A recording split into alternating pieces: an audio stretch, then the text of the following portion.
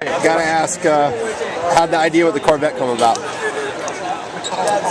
Well, I have to be honest with you. The original idea, I was going to be repelled from the catwalk.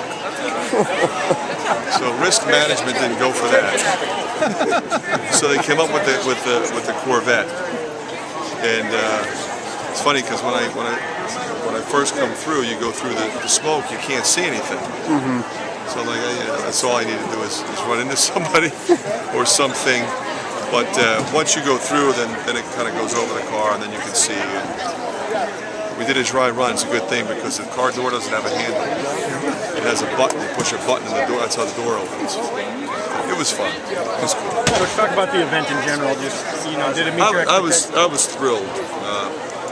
I know how much work went into it, and when you put something together like this, and choreograph it the way Lisa Pearson and Rick Klatt did, you want it to move quickly and you want it to be fan friendly. This is an opportunity for us as a program to connect with our fans and for them to have fun. And the atmosphere of the scrimmage is very loosey-goosey. We played reasonably hard, but we're throwing alley-oops and behind-the-back passes and things like that in the dunk contest. And we got up. The only thing we really got out of it from a basketball standpoint was we got up and down, and we got winded a little bit. And that was good. But this was for the fans, and now the players are up, strategically placed throughout the building to connect with the fans and take pictures and sign autographs. And that's what this night is all about. Were you impressed by Eric's dunk? I was. I knew they were going to. I knew they had.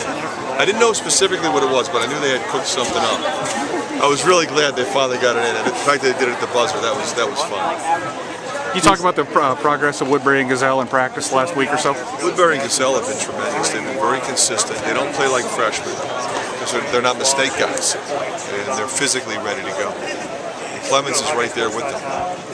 So Marble got cleared today, is that right? Marble got cleared. Obviously, his game's a little sideways. He hasn't played in a couple days, but this was good for him. Just to get up and down and make some moves and see how he feels, with his wind. Yeah, he said he got a little winded. He was winded. They all were, because we had that one stretch. We just were going up and down. There's a few turnovers and a few quick shots, but he was good. He was better than I thought he would be. Is Eric May in a position where he could end up being that starter? He could, very definitely, because he's been very consistent. But he could also be one of my key guys off the bench, because he provides energy. He'll give us some offensive pop. He'll give us a defensive presence. He'll give us experience. Because a lot of times when you go to your bench, you struggle to score because either you have guys that aren't as good or they're young.